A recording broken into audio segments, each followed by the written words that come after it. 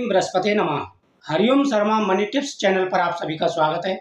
आज मैं आपको गुरुवार के उपाय बताऊंगा। गुरुवार की पूजा विधि, नियम, गुरुवार के दिन कौन कौन से कार्य करने चाहिए जिससे हमारा बिजनेस अच्छा चले, हमारी हर इच्छा पूरी हो। देखो, महीने के कुछ ऐसे दिन होते हैं जो बहुत ही शुभ माने जाते हैं और हफ्ते के कुछ ऐसे व्रत होते हैं जो जरूर करने चाहिए। ऐसे दिन जो घर की सुख और समृद्धि के लिए जाने जाते हैं।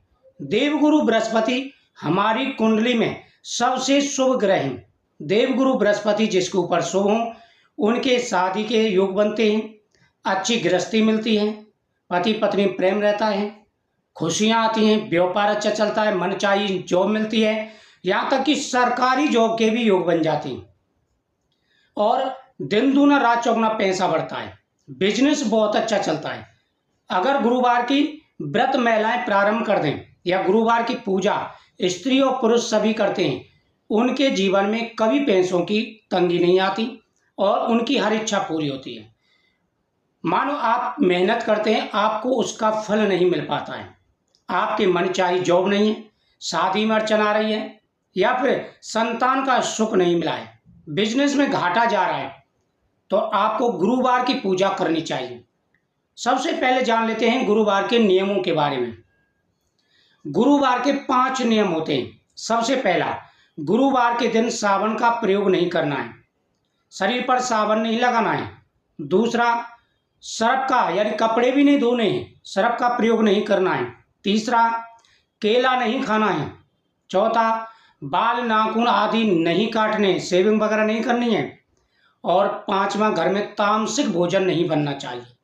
गुरुवार के ये 5 नियम बहुत ही जरूरी हैं। अगर ये 5 नियम आपने साध लिए तो गुरुवार की पूजा का पूर्ण फल प्राप्त होगा और आपके 21 गुरुवार से पहले ही कार्य बनने शुरू हो जाएंगे।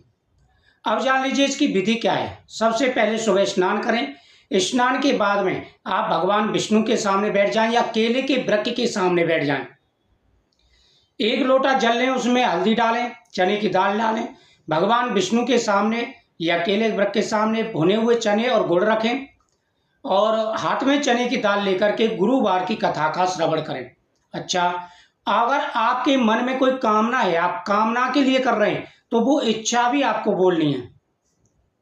अगर आप व्रत रखना चाह रहे हैं तो इसमें पीला भोजन किया जाता है, मीठा पीला भोजन करें और साथ ही पीली चीज़ों का दान भी करें। गौ माता को आटे का पेड़ा गुड़ रख करके घी लगा करके खिला करके आएं, बहुत ही शुभ माना जाता है।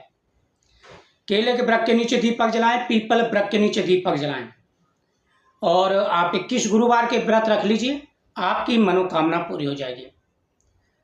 इस दिन भगवान के सामने दीपक जलाते समय 108 बार ओम ग्राम ग्रीम ग्रोम सह गुरुवे नमः इस मंत्र का जाप करना है।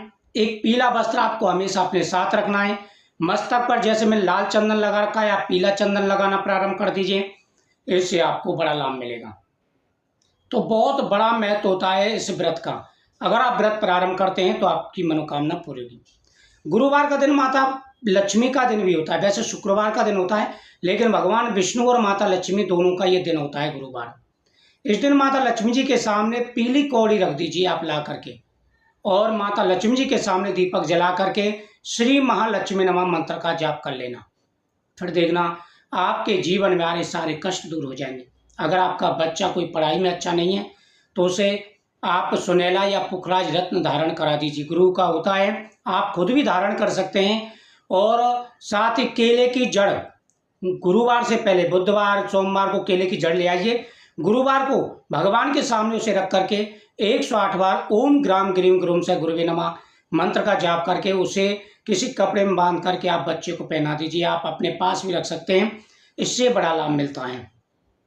तो ये उपाय आप करिए, इन उपायों को करने से बड़ा लाभ मिलेगा। साथ ही घर की महिलाएं व्रत भी प्रारंभ कर सकती हैं, इससे आपके जीवन में आ रहे सारे कष्ट दूर हो जाएंगे। मुझे उम्मीद है आपको ये जानकारी अच्छी लगी कि वीडियो को शेयर करें, चैनल को सब्सक्राइब करें।